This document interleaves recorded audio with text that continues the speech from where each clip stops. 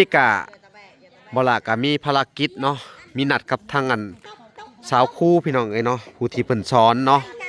ทางน้องน้องลินดากัญญาแล้วก็น้องน้อยสบายดีอ๋อสบายดีสาวคู่เนาะอันน่ะกะมื้อนี้กะว่าสิมาจ่ายเงินเดือนเนาะแล้วก็อยากมาสอบถามความคืบหน้าของการเรียนของน้องๆแต่ละคนเป็นจังไดแน่อันนั้นใครแน่แล้วไอ้ใครแน่ล่ะเนาะอันนี้หันเท้าพรนางไก่ทองนางเขาเฮียนได้แต่ว่าเพราะว่าเขาช่วงนี้เขาไปก้นมั่นเนาะแล้วเขาบ่ได้มาเขาเฮียนปกติแล้วก็ลืมแน่แต่ว่าเขาเฮียนได้แล้วบ่กอไก่ยังเนาะสระเนาะมาแล้วตอนนี้ผสมสระกันอันน่ะน้อยได้สาน้อยเขาได้บ่น้อยอ่านได้เขียนยังบ่อยากได้อ่านได้เขียนนะวิลลี่ได้สาวิลลี่เขียนได้วิลลี่เขียนได้หักอ่านบ่อยากเป็นน้องสาวบ่ได้โอ้โดยเนาะน้องสาวเก่งกว่าและมาในมื้อนี้ก็ทางสักครู่เพิ่นอยากถามยังไงอยากเสนอและเพราะว่าจูน้องนี่บ่อยากฟังความคู่เห็นคู่โตน้อยๆแล้วก็แบบอยากเฮ็ดอะไรก็เฮ็ดนะเวลาเซาคู่เว้าแล้วก็ให้เซาคู่แล้วก็บ่เฮียนเฮ็ดนาบูดใส่เซาคู่แล้วเป็นเรื่องใหญ่เด้บัดนี้เนาะไผแน่บ่ตั้งใจเฮียนเนาะแล้วคันว่าบ่มักเซาคู่ก็พร้อมว่าให้เปลี่ยนผู้ใหม่เลยหั่นนะเป็นได้มักเซาคู่บ่หรือใดเป็นบ่เป็นลี่เปลี่ยนใจใหม่เด้อบ่ดื้อกับครูเด้อครูบอกหยังกับพังเข้าใจเนาะโดยน้อยคือกันเด้อบ่ให้เงาะนะหั่นแน่ชาวครูเห็นว่าแน่เสียได้บัดนี้ขอโทษครูเด้อได้ยินบ่ขอโทษครูไงกับขอโทษเพิ่นไว้ขอโทษนกล่ะนกไปนกขอโทษขนมผิดสัญญาแม่สัญญาไว้อะไรคู่ก็บ่ได้มากากลัวตะเกตะตีได้ก็หายเซาคู่ฮะเด้ครูเพิ่นก็บ่มีกำลังใจมาสอนได้บัดนี้เด้อตั้งใจเด้อตั้งใจใหม่เด้อโดยตะโกนต้องคลิปบ่ให้เงาะเด้อเรียกว่ากันนะเป็ดเด้อเป็นลีดตั้งใจเพิ่นอยากให้เป็นหนังสือเด้ออันนี้คือครูนี่คือแม่พิมพ์ของชาติคือผู้ที่เพิ่นสอนให้เฮา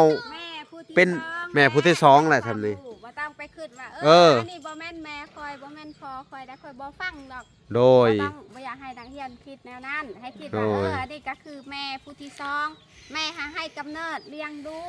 แม่นให้อาหารการกินเคารพเพิ่นเด้อแม่นสิเฮ็ดบ่ดีบ่ได้ไดแม่ครูให้อนาคตให้เจ้าแม่นเจ้ามีความรู้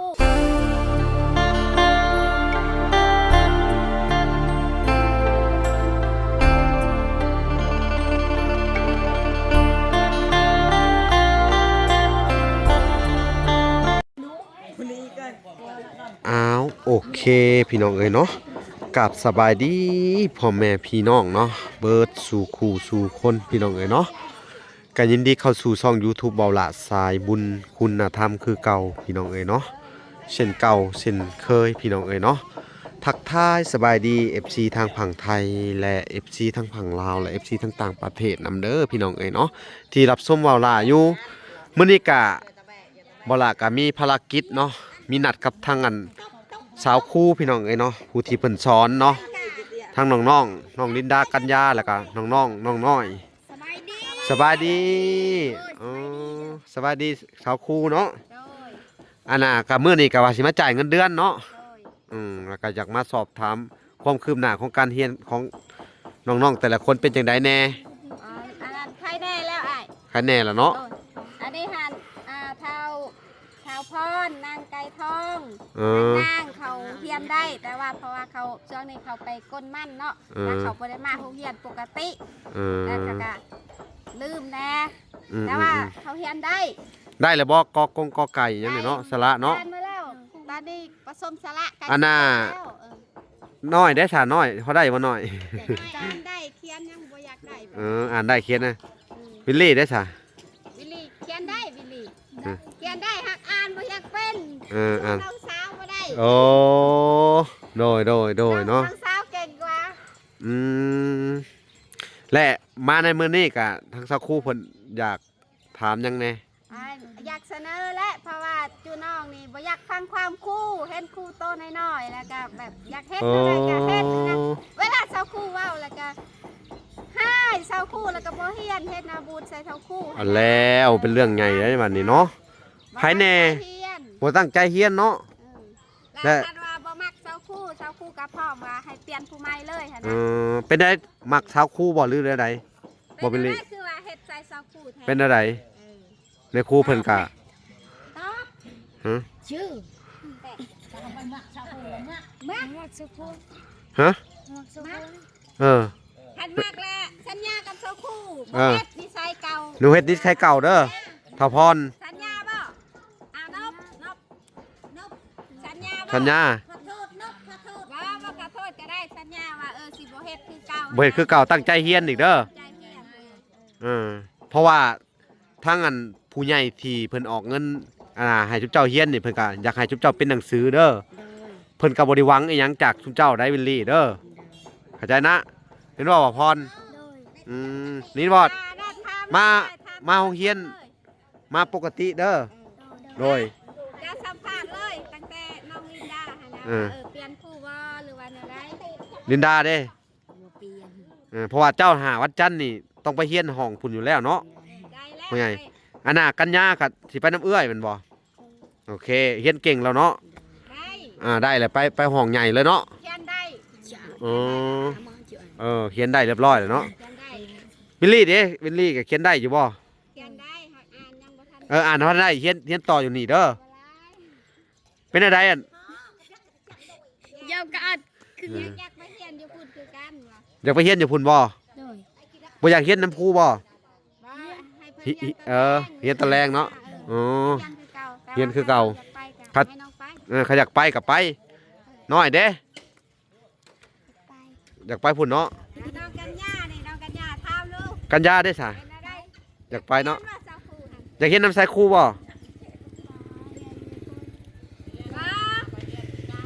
เจ้าสิเปลี่ยนครูใหม่ว่ามาสอนตอนแรกหั่นนะ อยากเปลี่ยนครูอยู่บ่ ตอบเข้าไปบ่ บัดนี้ตั้งใจเฮียนเด้อบ่ดื้อกับครูเด้อ สกูตัวนี้สกูใจ โดยนัก เป็นวาย โดยเป็นบ่เป็นลี่ โดย เปลี่ยนใจใหม่เด้อ โดย บ่ดื้อกับครูเด้อครูบอกหยังกับพังเข้าใจเนาะโดยน้อยคือกันเด้อบ่ให้เงาะ กันย่าเด้อมักเงาะ นะ ลีกับกันย่า หั่น โอ้แนะนำเว้าความจริงโลด แน่ชาวครูเห็นว่าแน่ บ่มีปัญหา เสียได้บัดนี้ขอโทษครูเด้อได้ยินบ่ขอโทษครูไว้กับขอโทษเพิ่นเอาไว้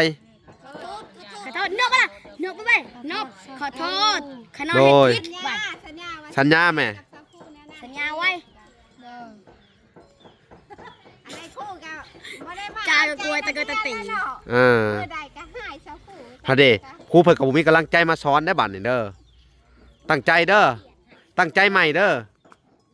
โดยตะโกนทันตันตีเดียว ตั้งใจเด้อน้อยเด้อ ให้จ่ายให้เวลาที่พักหน่อยครับ บ่แม่ โอ้ย น เขา บ่ไก่ทองเลยซะไก่ทองเลย ตั้งใจเด้อบัดนี้เด้อ ในท้องมาเรียนปกติ ปกติเนาะ เรียนได้อยู่แล้ว อื ข้าว ม พรกับนาง ฮอดไซแลนด์อันน่ะทองไก่ทองกับอันนี้ โอ้เขาขาดโรงเรียนอาทิตย์นี้ค่ะ เขามามีแต่2มื้อสุดก่อนคือว่ามาแต่มื้อเดียวบ่อาทิตย์ก่อนค่ะ โอ้บ่ได้เด้อันนี้ฮะมาคู่มือเด้อบัดนี้เด้อ ขาดรายได้เกือบ2ทิศหันนั่นแหละ มาแม่น้องไก่ทอง เพิ่นไปนั้นเพิ่นไปขุดมัน โดยบัดนี้พาลูกมาเฮียนคู่มือเด้อเพราะว่าผู้ใหญ่เพิ่นจ่ายเงินก็อยากให้ทุกเจ้าอันน่ะ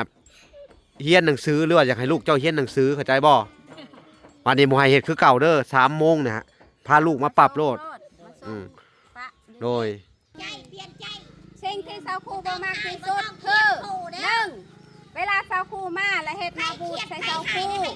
และเวลาสาวครูอธิบายบทเรียนบ่สนใจในครูอ่านก็อ่านค่อยบ่ได้สนใจ บ่ได้เด้อบัดนี้เด้อสิมาติดตามเบิ่ง เออ เออ ไผเว้า บ่ให้เงาะ เออ สามคนนี่แหละ ให้เป็น สองคนนี่แหละเงาะสองคน เงาะในตัวกำลังคลิป บ่ให้เงาะเด้อเรียกว่ากันนะเป็ดขึ้นตะกอนตะไบ เรือเป็นลีด ตั้งใจเพิ่นอยากให้เป็นหนังสือเด้ออันนี้คือครูนี่คือแม่พิมพ์ของชาติคือครูที่เพิ่นสอนให้เฮา แม่ผู้ที่ เป็น สอง แม่ผู้ที่สองแหละทำนี่ บ่ต้องไปคิดว่า เออ อันนี้บ่แม่นแม่คอยบ่แม่นพอคอยได้คอยบ่ฟังดอก โดย บ่ต้องบ่อยากให้นักเรียนคิดแนวนั้น ให้คิดว่า โดย อันนี้ก็คือแม่ผู้ที่สองแม่หาให้กำเนิดเลี้ยงดู แม่น ให้อาหารการกิน เคารพเพิ่นเด้อ สูง บ่แม่นสิเฮ็ดบ่ดีบ่ได้ได ในกู้ให้อนาคตพระเจ้า แม่น พระเจ้ามีความรู้ อื ไป ม ใส่อ่านไปรถไปล่างแล้วก็เฮ็ดขาเฮ็ดคายก็ได้เราคันเดียวทั้งสิ้น โดย อันนี้บ่เป็นนี่สร้างกับเคารพกับบ่ฮู้แล้ว กะย้อนเฮาหาบ่มีโอกาสได้เรียนแม่นบ่แล้วผู้ใหญ่เพิ่นก็เห็นเนาะว่าชุเฮาบ่มีโอกาสได้ทำได้เรียนแล้วเพิ่นก็ซอยเหลือ ตั้งใจใหม่เด้อ โดย โอเค หมอจุ่มหนัก อันน่ะอยากให้ครูเรียนสอนต่ออยู่บ่ โดยซันต้า โอเคฉะนั้นตั้งใจเบิดทุกคนเด้อ โดย บัดนี้สิมาติดตามเบิ่งท่องบทเรียนให้ได้เด้อบัดนี้เฮาเรียนฮอดไสแล้วบัดนี้ อันนั้นคอยท่องให้อันจบแล้วตัวท่องมีแต่ผสมกะ เออ แล้ว โดย สลาแต่ว่ายันเขาลืมนั่นแหละ อ๋อ ไปสอนก็ว่าเอาใจใส่ที่สุดให้ท่องอันน่ะได้บ่ท่องสูตรคูณนี่ยังไง อ๋อสุดคุณอันนั้นจูดองอันนี้ยังบ่ทันได้ ท่องใหม่เนาะ บ่ได้อ้ายเพราะว่าเข้าบ่ฮู้ตัวเลขหาเขา โอ้ บ่ได้สิซ่อนต่อหั่นนะ บัด คือสมมุติเฮาพาบวกเนาะเขาบวกออกมา10เขาบ่ฮู้ว่าเลข10เป็นอะไรหั่นน่ะ เฮาต้อง ฮะ แล้วก็นับใหม่นับ1ถึง100คือเก่าคือว่าเพิ่นเขียนให้แหละแม่นบ่ มันไปเลขบวกบ่ได้เพราะว่าเขียนออกมาได้30ก็บ่ฮู้ว่าตัวใดเป็นเลข30 บวกออกมาแล้วบ่ฮู้หั่นนะเฮาก็เลยเฮ็ดบ่ได้เฮาก็จำเป็นต้องได้จับมือสอนเขาเขียนเลข นั่นแหละสอนใหม่ยากเนาะก็ยังเข้าใจอยู่ โอ้ยยากที่สุดเลยะ สอนอยู่โรงเรียนกับอยู่นี่ตัวได้ยากกว่า อยู่นี่ยากที่สุดเท่าที่ได้สอนมา โอ้ นะคอยได้สอนนักเรียนพิเศษนี่หลายคนแล้ว แต่ว่าอยู่นี่ค่ะคือแบบยากคิดว่าตัวเองสิยอมแพ้แล้ว น่ะ บ่อยาก ครูก็จะยอมเนาะ ยอมแล้ว บัดนี้เฮามาเว้ากันให้เป็นระเบียบเรียบร้อยเนาะ อ่านก่อน ก็ยังให้อันน่ะตั้งใจเด้อ 4 คน ทางผู้ใหญ่เพิ่นก็ว่ายังให้ครูสอนต่อเนาะครูเพิ่นก็ท่อเพิ่นก็อยากออกแล้วนี่ แบบ ว่าชุดเจ้า แบบคือแบบว่าเขาบ่อยากเรียนน้ำเฮาหั่นนะ อืม เขาบ่ตั้งใจแล้วคอยก็หมดกำลังใจหั่นนะ โดย เพราะว่าเขาตั้งใจเรียนนะคอยบ่ยากคือแดงลินดานี่เห็นบ่เราอยากเรียนแหละคอยเฮ็ดได้ตามเป้าหมายที่คอย โอ้ วางแล้ว ลินดานี่เก่งนะเนาะ โดยได้แล้ว อยากเรียนอหลีตัวนี้เนาะ อยากเรียนนี่อันนี้ก็อยากเรียน เออ เรียนอันนี้คนอยากเรียน อยากเรียนเนาะ ผู้นี้ก็อยากเรียน อั อันนั้นตั้งใจเรียนแต่ว่าเราอันนั้นเราผู้ว่าเราอันนั้นเป็นหยังแบบว่าเวลาเราเรียนแล้วเราลืม โดย ตอนที่เขาซ้อนไปหาเราจื้อเราอ่านได้ แต่ว่าเขาเขียนไปแล้วน้องน้อยหาสิลืมหานะ อือฮึ เขามาทำคือแหละบ่จื้อเนี่ย เฮาสอนมาเนี่ยเขาบ่ได้2 เดือนเต็มเนาะ ซ้อมจะเต็มแล้ว 2 เดือนกว่าๆพี่น้องเอ้ย แม่น 2 เดือนระยะ2 เดือนพากันได้หยังแน่ เอาอันเราก็ไก่เขาทางเพื่อน ก็ไก่ดู เราได้เอาแหละเราเด้อไก่ค่ะค่ะบัวงัวจัดจักสะเสือสะสางยางยิ้วและเด็กตาตาตาทงตาทงทงนอนุกบ่อแบ่ปลาป่าปลาพึ่งปลาพ่นยอยา พอผู้พอไฟ เอาแล้วปลาไผ่ปลาไผ่มอแมวมอแมวยอลอระดาลอลิงวอวีหอห้านหอเฮือนอัลโหลอามอม โอ้ หอโอหอหอเฮือนเก่ง เลขดู นับเลข เลข เมื่อ หนึ่ง ก่อน ส นั อบ ง บ่ได้ สามสี่ห้าหกเจ็ดแปดเก้าสิบ11 12 13 14 15 16 17 18 9 20 22 23 24 25 เออ กูตายเอาจริงเลยรู้ สหกมาเลยต่อเลย จังเลยกะเจ็ดกวยตลกเจ็ด สแปด 28 29 30 เออ 32 33 34 35 36 37 37 38 39 สี่ กินเกาแล้วมึงเนี่ย เอาบัดนี้ตั้งใจใหม่เด้ออ่ากันยาเบิ่งกอไก่ กาไก่กาควายงองัวกระจ้องเสื้อสร้างยายึงดาเด็กตาทองมาทุ่งนอนกหมอแม่พ่อป่าพ่อเพิงพ่อพลพ่อผู้พ่อไผ่หมอแมวยอย่าลาลาดาลาลิง เออ พ่อเฮือน บ่วี พ่อเฮือน เออเก่ง พ่อเฮือน เอ พ่อ อ หินยอยาดอหนู เออเก่งบัดนี้น้อยบัดนี้ในครูจนดีใจบัดนี้ ดีใจ เออ เอานั่งน้อยโซ กอไก่ขอไข่ขอควายงองูเจ้าเรือเสือ สิ่งเรียงฮะ ดาเด็กตา อย่ายุ่ง ยายุ่ง สิ่งเรียงฮะ ตาปลาทองปลาทุ่ง นอ ปลานกปลาแบ่ปลาปลาปลาเพิ่งปลาพ่นปลาผู้ปลาไผ่มาแม่ยอยาลอละดาลอลิงลอวี อย่าบ อ อก โอ หอห้าง ฮานโอเพื่อนอ ห้องเงินเลยกับพ่อ จบแล้วเออ ที่อ่านต่อ เอ้าไก่ทองบัดนี้ แล้วไปเจอไหม กระตบมือเดียว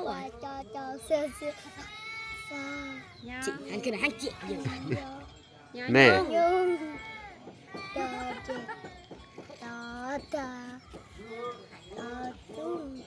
อันก็ดังอ่อนจะอ่านไม่ใช่ระจัง จอทุ่ง แต่ จอทุ่ง นะ จอนก เป็นอดตะวัน โอเค ไปว้าวตัดไป เอาต่อไป อันมีตัวเชื่อชื่อว่าหรือว่าชื่อ ฮันเดบ่ได้มาโรงเรียนบัดนี้ แต่ชื่อสองทิศบ่ได้มา ฮันเด พูดดิ พอดีเด้ กอไก่ขอ อย่าใส่แน่คือโจร เอาไหม ตลกว่ะ กอไก่ขอไข่ขอควายงองัวเจจอกเสือสาวสาวเนื้อยุ่งดาเด็กต่อตาเท่านี้ต่อถึงนานกบัวเบ้ปอปลาปอพึ่งปอพนปอปูปอไผ่แม่เมียวเงยยาลาลาดาลาลีงอวีพอหานโอหาเฮือน โอเคเก่ง เลขเอาโซคณิตศาสตร์ดู อ่า โซคณิตศาสตร์คณิตศาสตร์แล้วเว้ย 1 2 3 4 5 6 7 8 9 10 11 12 13 14 15 16 17 18 19 20 21 22 23 24 25 เอาเจ็ด28 จะห้าเบอร์จิตานะกันฮะ 30 โอเค 30 30จะได้อีก 31 31 32 33 34 35 36 37 38 39 40 40มาแล้ว41 41 42 42 43 44 45 46 ตัวลายเลยบ่ 47 48 49 50 โอเคเนาะบัดนี้มาโรงเรียนคู่มือเด้อสิมาเจาะเบิ่งเด้อ โดย ไผ จะบ่มาแล้วเขาอยากดื้อ อ่า มาดื้อๆแน่อ่ะ โอเคสิมาเจาะเบิ่งบัดนี้เด้อ โดย มาคือเก่าเด้อ โดย อ่าอันนั้นก็บ่ได้เป็นฮอดท้องกระไดเด้อก็ไก่เขาไข่ก็บ่ได้ โดย ลืมแล้วเด้ฮะ เรียนสองทิศ แน่บาดนี้โดยสิตั้งใจคือเก่าเด้อมาเฮียนคือเก่าได้อบัดนี้ โดย สิมาเบิ่งไผบ่มานี่สิให้ครูตีอนุญาตให้แม่หรือว่าให้ครูตีได้บ่แม่ โดย หั่นเด้ตีเด้อเด้อ โดย โอเคเนาะบัดนี้เอ้า มายืนเฮียงกันทั้งพี่เอาพี่น้องเอ้ยทางวลากะสิได้มอบเงินบัตรนี่เนาะทางครูเพิ่นกะสิเมื่อเลยมันคำเพิ่นว่าเนาะทางเบิด3 ล้านเนาะครูเนาะก็มีแต่ว่าเฮียนอีกเนาะสอนอีกทั้งเบิ่งอีกจักเดือนหนึงเนาะเดือนหนึงถ้าว่าดีขึ้นกะเอาจนเป็นเนาะตั้งใจใหม่เด้อ เขาอยากเน้นภาษาลาวได้บ่อายเพราะว่า เออ เขาซ้อนเปลี่ยนไปเปลี่ยนมาและเป้าหมายที่วางไว้ก็เฮ็ดบ่ได้ โอเคเน้นภาษาลาวน้ำแน่แล้วก็มื้อละเทื่อก็ได้เลขค่ะ อาทิตย์หนึงอาทิตย์ละ1เทื่อก็ได้ น้องลินดานี่เขาอยากสอนคณิตศาสตร์เลย อ่า น้องอ่านภาษาลาวได้ส เอ ามารถอ่านนิทานได้แล้วตอนนี้นะ มีแต่ไปนั่นเลยเนาะ โดย ไปห้องใหญ่คือเขาเว้ากันเนาะ อ่านได้แต่ว่าเรื่องเลขเขาบ่ได้สอน อืม ปกติก็น้องก็สิบ่ได้ปานใดและสิ อื สอนเลขใน ม เดือนต่อไปค่ะนะ โดยโอเคเนาะแล้วแต่ครูเนาะ โดย เอาทางเวลากาสิได้มอบเงินให้ก่อนเด้อเงินเดือนอันนี้ก็จากอานาเด้อเนาะจากผู้ใหญ่ใจดีทางอันอเมริกาคือเก่าเด้อทางไอ้ติ่งเด้อหรือว่าทางไอ้จันทศรเนาะอยู่ทาง USA เพิ่นก็ได้ผากมา$200พี่น้องอีกอันนะ$50เพิ่นก็ให้ไปผากครอบครัวอันทางซาวลีแม่ลูกซีเด้อเนาะอันนี้ก็สิได้มอบให้ทั้งคู่เลยเด้อเอาอืม ขอบใจหลาย นับเบิ่งเด้ออืมอันนี้ก็อีก50ที่เหลือเวลาก็สิได้ไปเฮ็ดตามจุดประสงค์ของอันเพิ่นบอกเนาะพี่น้องสิได้ไปซื้อข้าวของให้ทั้งอันสาวลีเพิ่น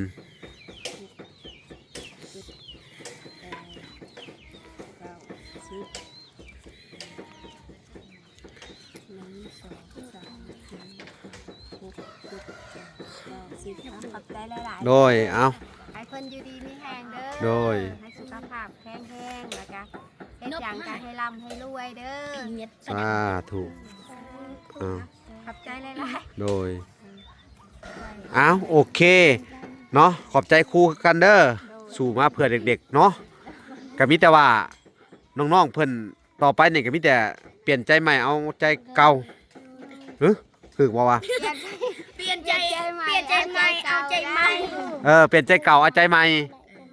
เอาว่าฉันแหละลืมแล้วพี่น้องเอ้ยเนาะเอาก็มีแต่ว่าสู่ต่อไปเด้อ ๆโดย บ่ต้องท้อเด้อ โดย วันนี้บ่ให้มีพฤติกรรมคือเก่าเด้อเฮ็ดหน้าบูดหน้าเบี้ยใส่ครูเนาะครูเพิ่นก็ท้อแท้ได้สอนคู่มือก็บ่เป็นเอาใหม่นะเบิดนี่เด้อ โดย อยากให้เป็นหนังสืออีหลีได้นี่นะทางวลาก็ได้เนาะทางผู้ใหญ่ที่เพิ่นฝากเงินมาเพิ่นก็สิได้มีกำลังใจเด้อ โดย เพิ่นบ่ได้ช่วยซุมเจ้าหวังผลประโยชน์อีหยังเนาะช่วยให้ไปแล้วก็พัฒนาเจ้าของให้มีความรู้เด้อได้พึ่งพาตัวเองได้โดยเฉพาะคือเจ้ากัญญาบุมีพ่อมีแม่แฮงต้องพังความคู่แหละว่ะแม่นบ่แหละ โดย ลินดาคือกันเด้อ โดย เอาโอเคเนาะพบพ่อกันใหม่อีกคลิปหน้าเนาะพี่น้องเอ้ยทางเวลาก็ได้อันมาจ่ายเงินเป็นที่เรียบร้อยแล้วก็สิได้ขอตัวลำลาไปก่อนพี่น้องเอ้ยพบพ่อกันใหม่อีกคลิปหน้าเด้อคลิปนี้ขอกล่าวคำว่าสบายดี และสวัสดีบ๊ายบาย